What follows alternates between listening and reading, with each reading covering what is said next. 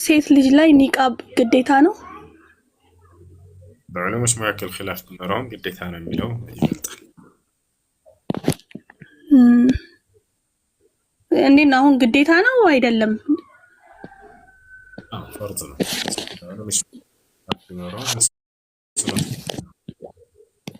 ሼክ አልባኒ ግዴታ አይደለም ይላሉ። ሌሎች ደግሞ ግዴታ ነው ብሏል። ሼክ አብዱልዓዚዝ ብን ባዝ፣ ብን ዑሰይሚን፣ ሷሊህ አልፈውዛን፣ ሌሎች እና ማስረጃ የሚደግፈው የእነርሱን ነው። አይ ተሸፈኝ። እሺ አንድ ጥያቄ ሌላ ነበረኝና ወንድ ልጅ እስከ 4 እንዲያገባ ይፈቀድለታልና እነሱን የሚያገባ መስፈርቶች እንዴት ነው? ሌላ ሴት ከወደደ ነው ማግባት የሚችለው ወይስ የራሱ መስፈርት አለው እንዲያገባበት? ኦኬ፣ አንድ ሰው እስከ 4 እንዲያገባ የተፈቀደለት መስፈርቶች አሉት። አንደኛው መስፈርት ምንድነው? ችሎታ ነው። አልቁድራ ያ ችሎታ ከሌለው የማስተዳደር አቅሙና ችሎታው ከሌለው ማግባት አይፈቀድለትም። ነቢያችን ሰለላሁ ዐለይሂ ወሰለም አተረ ሸባብ ሚንኩሙል ባአተ ፈልየተዘወጅ አሉ። እናንተ የወጣት ስብስቦች ሆይ ከእናንተ የጋብቻን ጣጣ መቋቋም የሚችል ካለ ያግባ አሉ። ይጹም አሉ፣ እንዳያገባ ይሰው ፈዐለይሂ አቅም የሌለው ችሎታ የሌለው ሰው ግን አደራ እንዳይጾም። ማን ይቅርታ ጾም ለእርሱ ጋሻ ይሆንለታልና አሉ። ለምንድን ነው ጋሻነቱ? ይሄ ለወንድ ልጅ እንደ ሰደቀ ነው የሚቆጠርለት ወይስ ይሄ ግዴታ ነው? ግዴታ አይደለም። አለማግባት ይችላል። ከአንድ በላይ አለማግባት ይችላል። እሺ አመሰግናለሁ። ሰላም አለይኩም። አለይኩም ወራህመቱላሂ ወበረካቱ። አንዴ ልጨርስላቸው። ይሄ ብቻ አይደለም መስፈርቱ፣ ሌላ መስፈርት አለው። ሌላኛው መስፈርት ምንድነው? አልዓድል በይነ ዘውጃት፣ በሚስቶቹ መካከል ፍትህን ማድረግ። አንዳንድ ሰው የሆነች የመጀመሪያ ሚስቱን ይተዋታል፣ ርስት ያደርጋታል። ሁለተኛ ሚስት ሲያገባ ጊዜ አዲስ ሚስት ያያችሁ። ወይንም አንዳንዱ በዚያ ተቃራኒ ሁለተኛ ሚስት ያገባትና የተወሰነ ቀን ከእሷ ጋር ከቆየ በኋላ ወደ እዛ መሆን የለበትም። ሲናገር ምን አለ? ወለን ተስተጢዑ አን ተዕዲሉ በይነ ኒሳኢ ወለው ፈተዘሩሃ ከልሙዓለቃት። በሚስቶቻቸው መካከል አለ ካሁን እኩል ማድረግ ወይም ፍትሃዊ ማድረግ ሲባል በደንብ ልታውቁ ይገባል። በፍቅር ልታደርግ አትችልም። በፍቅር ልታደርግ አትችልም። በሚስቶች መካከል እኩል አድርገህ ልትወድ አትችልም። አይደለም አንተ እናት ራሱ እናት በልጆቿ መካከል እኩል ልታደርግ ትችላለች ወይ? ላ አትችልም። የሆነውን የምትወዳለ ከሁሉም በላይ የሆነውን ደግሞ ከዚያ በታች የምትወደው አለ። ያ ማለት ግን ትጠላቸዋለች ማለት አይደለም። እዚህ አላህ ሱብሓነሁ ወተዓላ ወለን ተስተጢዑ አን ተዕዲሉ በይነ ኒሳ፣ በሚስቶቻቸው መካከል እኩል ልታደርጉ አትችሉም። ወለው ሐረስቱም፣ እንደው የፈለገ ብትጓጉ ያለ ማድረግ አለ። ይሄ ፍቅርን አስመልክቶ ነው። እዛ እና በምንድን ነው ከተባለ በሚያደርግላቸው ወጪና በሚያደርግላቸው የቀን ክፍፍሎች እዚያ ፍትሃዊ ሊሆን ይገባል። ፍትሃዊ ሊሆን ይገባል። እሺ ይሄ ነው ጥያቄ ያለ ይቀጥል። ፍትሃዊ መሆን ሳይችል ያገባ ሰው ግን አንዷን እየበደለ ከሆነ ሌላኛዋን እንደምችው ህይወት እየሰጠ ይሄ ሰውዬ አይፈቀድለትም። አላህ ከልክሏል። አንድ ብቻ ግቡ ብሎ ቃል በቃል ተናግሯል። ይወታቸዋል። ፈንኪሑ ማ ጣበ ለኩም ምን ኒሳኢ መስና ወሱላሰ ወሩባዕ ፈኢን ኺፍቱም አላ ተዕዲሉ ፈዋሒደተን አለ።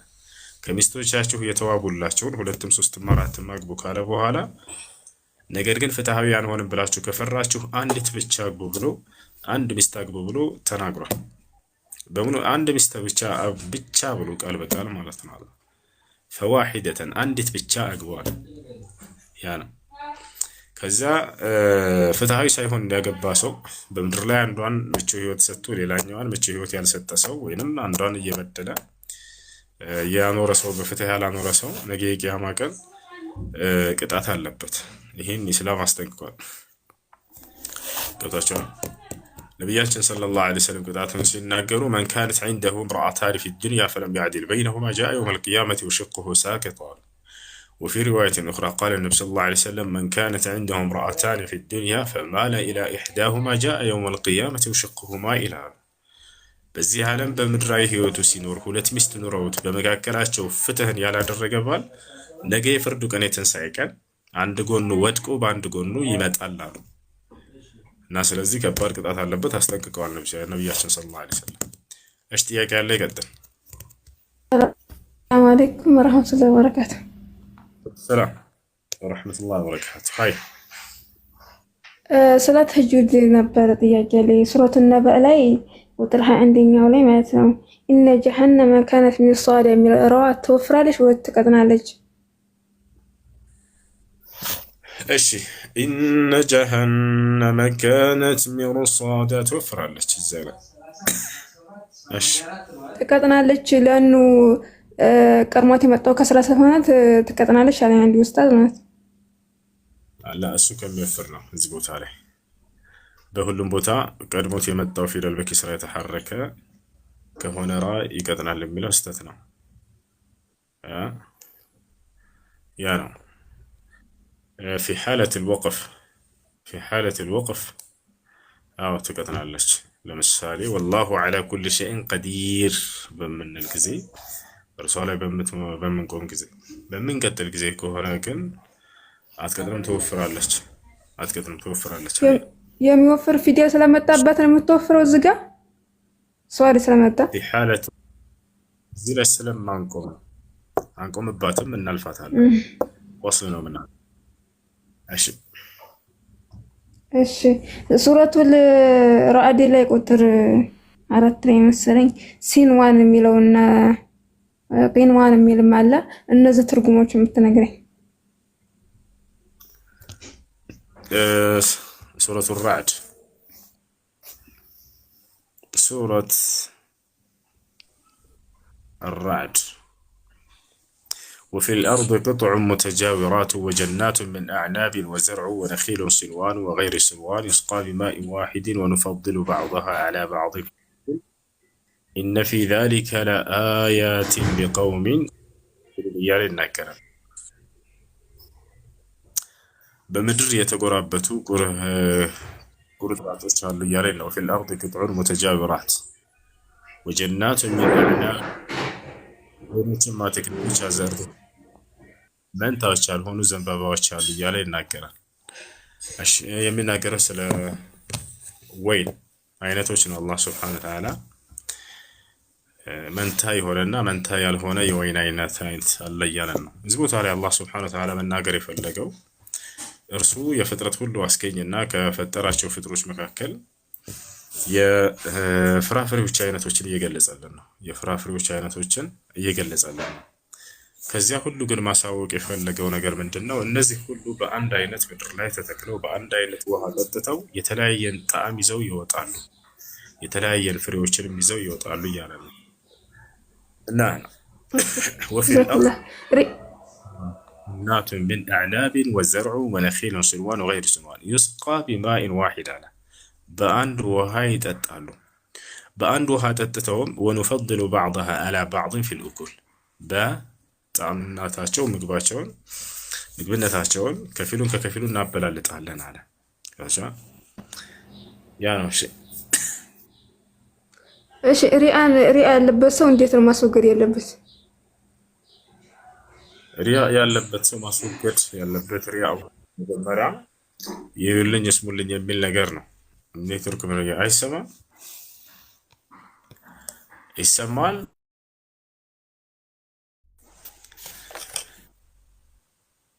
ይሰማል?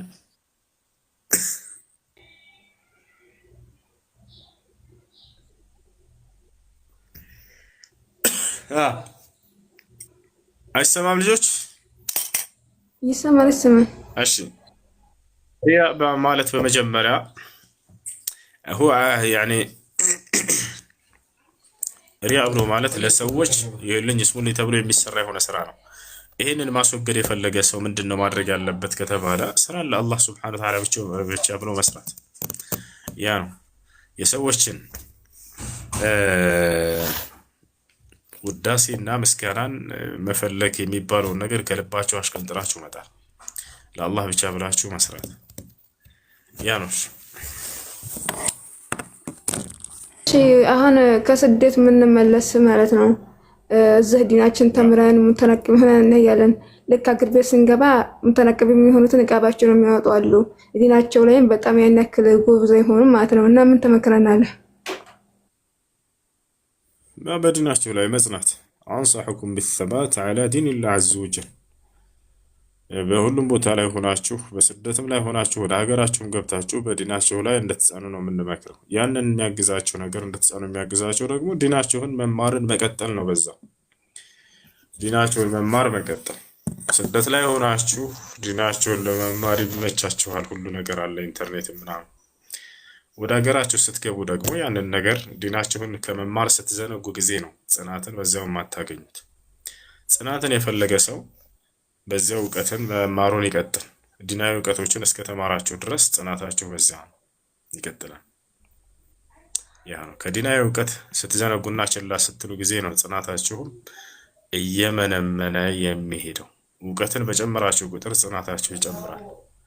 እውቀትን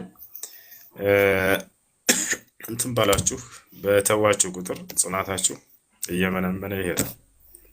ሌላ አላህ ግዴታ ያደረገባቸው ተግባራቶች ላይ ትኩረት ማድረግ፣ ዋጅባቶች ላይ በቻላችሁ አቅም ደግሞ ሱና ላይ መጠንከር ያ እና በተለይ በተለይ በተለይ በተለይ ጓደኛ መምረጥ። መልካም ጓደኛዎችን ያዙ፣ ከክፉ ጓደኞች ራቁ። መልካም ጓደኛ ወደ መልካም ነገር ይመራቸዋል፣ ክፉ ጓደኛ ከመልካም ነገር ያርቃቸዋል። ከቻለም እንዳውም በክፉ ነገር ላይ ያበረታታቸዋል። ያ ነው አረቦች ሲናገሩ አሳሒቡ ሳሒብ ይላሉ። ጓደኛ ጎታች ነው ይላሉ። ወደ መልካም ከሆነ ወደ መልካም ነገር ይጎትታል፣ ክፉ ከሆነ ወደ ክፉ ነገር ይጎትታል። ጓደኛ በጣም ተጽዕኖ አለው። በተለይ እውቀታቸው አናሳ በሆኑ ሰዎች ላይ ተጽዕኖ የማድረግ አቅም አላቸው።